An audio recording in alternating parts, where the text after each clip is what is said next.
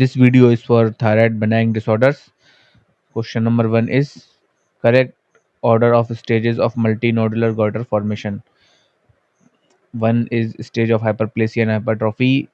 2 is stage of fluctuation in TSH. 3 is stage of formation of nodules.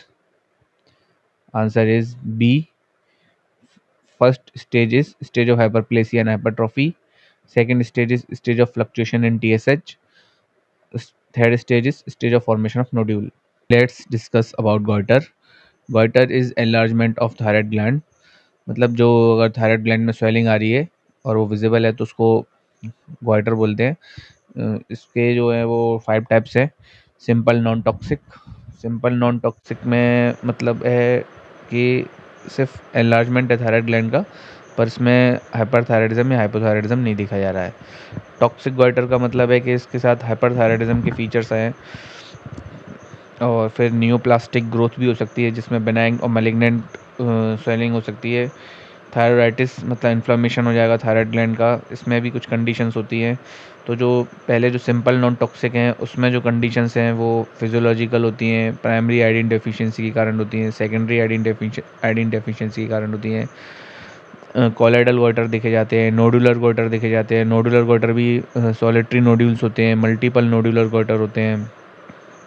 ऐसी toxic goitre में भी, जिसमें toxic goitre है जिसका मतलब है कि इसमें हाइपरथायराइडिज्म के फीचर्स है या थायरोटॉक्सिकोसिस हो रही है, तो उसमें डिफ्यूज ग्रोथ होती है जिसको ग्रेव्स डिसीज़ बोलते हैं। मल्टी नोडुलर गोइटर्स होते हैं, मतलब टॉक्सिक मल्टी नोडुलर गोइटर है उसको प्लमर्स डिसीज़ बोलते हैं। रिकरेंट टॉक्सिकोसिस है। न्यूप्लास्टिक ग्रोथ में भी बनाइंग होते हैं, adenomas, follicular cell, follicular growth. Malignant होते हैं, papillary growth, papillary carcinoma, follicular carcinoma, medullary carcinoma, anaplastic carcinoma, lymphomas. जो इन्फ्लामेशन की कंडीशंस होती हैं थायराइटिस, उसमें जो कंडीशंस देखी जाती है वो हशीमोटोस थायराइटिस है, डी क्वार्वेंस थायराइटिस है, रीडल्स थायराइटिस है। ये सब जो है वो ये सब गोइटर की क्लासिफिकेशन है। अब हमको उसमें मल्टी नोडुलर गोइटर डिस्कस करना है। मल्टी नोडुलर गोइटर का मतलब है कि मल्टीपल स्वेलिंग्स हैं थायराइड ग्लैंड में। ये टॉक्सिक भी हो सकता है, नॉन टॉक्सिक भी हो सकता है। इसकी जो स्टेजेस है उसमें सबसे पहले हाइपरप्लेसिया एंड हाइपरट्रॉफी है, मतलब जो सेल्स है उसमें हाइपरप्लेसिया भी देखा जा रहा है, हाइपरट्रॉफी देखी जा रही है। फिर फ्लक्चुएशन हो रहा है टीएसएच में। टीएसएच के फ्लक्चुएशन के कारण फॉर्मेशन हो जाता है मल्टीपल नोड्यूल्स का, जो कि इनएक्टिव होते हैं, और जो इंटरनोडुलर टिश्यू होता है वो एक्टिव होता है। इसके कॉम्प्लिकेशंस जो होते हैं उसमें थायरोटॉक्सिकोसिस हो सकती है, मैलिग्नेंट चेंजेस हो सकते हैं, ट्रेकिया का ऑब्स्ट्रक्शन हो सकता है, कॉस्मेटिक प्रॉब्लम होते हैं। ये सब कॉम्प्लिकेशंस होते हैं मल्टी नोडुलर गोइटर के। इन्वेस्टिगेशंस जो हम करते हैं वो थायराइड प्रोफाइल करते हैं, T3 T4 TSH का एस्टिमेशन देखते हैं, ये अल्ट्रासोनोग्राफी नेक कराते हैं। ट्रीटमेंट पार्ट में usually surgery is preferred. Surgery में भी हम सब टोटल थायराइडेक्टोमी कर सकते हैं, टोटल थायराइडेक्टोमी कर सकते हैं, रेडियो आयोडीन थेरेपी दे सकते हैं। Question number 2 is based on radioisotope study, which of the following nodules have more chances of being malignant? Option A hot nodule, option B cold nodule, option C both have equal risk, option D none. Answer is C cold nodule. Based on radioisotope study, hot means autonomous toxic nodule. Normal surrounding thyroid tissue is inactive and so will not take up isotope. Nodule is overactive. It is 5% common, of which only 5% can be malignant. Whereas cold nodule have 20% chances of being malignant. Question number 3. Which of the following is not an indication for surgery in thyroid cyst? Option A cyst recurs after 3 repeated aspiration. Cyst is complex. Cyst is more than 4 centimeter. Option D none. Answer is D none. Thyroid cyst is thyroid swelling which is cystic in nature, eliciting positive fluctuation. जो main इसमें indications है surgery में thyroid cyst के वो हैं, अगर size more than 4 centimetre है, cyst अगर कॉम्प्लेक्स है। सिस्ट दो तरीके की होती है, सिंपल और complex.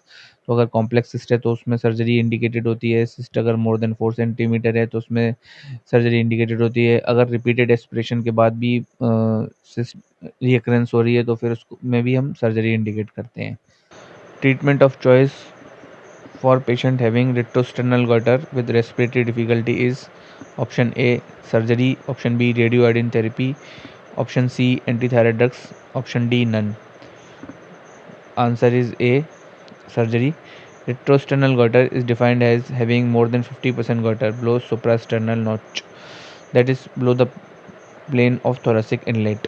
Major intrathoracic extension require mediastinal dissection, extension into the anterior mediastinum more than 2 cm in depth or mass, reaching the level of 4th thoracic vertebra or other factors considered.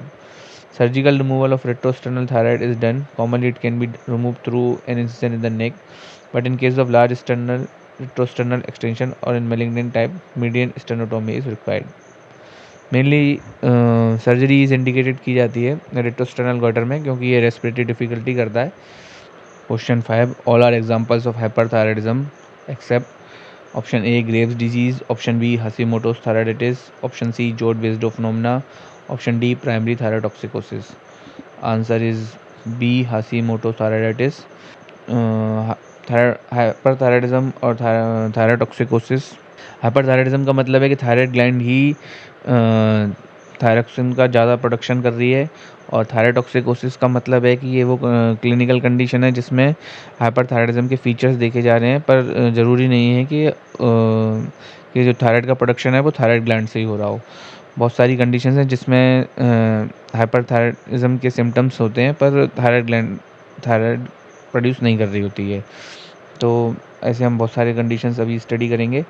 Drug induced भी hyperthyroidism होती है, autoimmune induced thyroiditis होती है, H मोल की condition में देखा जाता है, कोरियोकार्सिनोमा की कंडीशन में देखा जाता है. Next question false about Graves' disease. Option A, it is an autoimmune disease. Option B, dermopathy, myopathy, and ophthalmopathy are seen. Option C, it is more common in female. Option D, none. Answer is D, none. Graves' disease is an autoimmune disease with increased level of specific antibodies in the blood. ये जो antibodies होती हैं वो thyroid gland को stimulate करती हैं, जिसके कारण हाइपरथायराइडिज्म के फीचर्स देखे जाते हैं.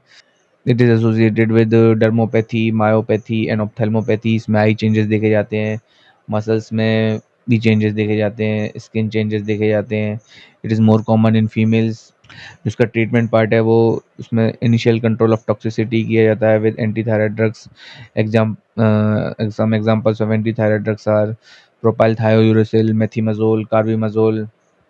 Which of the following eye sign in thyrotoxicosis is not correctly matched? Option A, Bongraffi lid-lag sign. Option B, Stelwerk sign, Staining look. Option C, Mobius sign, lack of convergence of eyeball. Option D, Joffre sign, upper eyelid retraction. Answer is D, Joffroy sign, upper eyelid retraction. ये जो सारे आई science हैं ये सब थायराइडोक्सिकोसिस की conditions में देखे जाते हैं. इसमें जो मेन आई साइंस हैं वो हैं von Graefe sign, it is associated with lid lag sign. Dalrymple sign, it is associated with upper eyelid retraction. Stellwag sign is associated with absence of normal blinking, so staring look. Joffroy sign, absence of wrinkling on forehead when patient looks up. Mobius sign, lack of convergence of eyeball. Question 8. False about peritibial myxedema. It is a feature of primary thyrotoxicosis. Option B, usually bilateral and symmetrical. Option C, mainly seen in upper limb. Option D, none. Answer is option D, none. Peritibial myxedema, it is a misnomer. It is a feature of primary thyrotoxicosis. It is usually bilateral, symmetrical, shiny, red, thickening, dry skin. It is mainly seen in the lower limbs. It is due to deposition of myxomatous tissue in skin and subcutaneous plane. It might or might not regress completely after treatment for toxicity. It is associated with exophthalmos.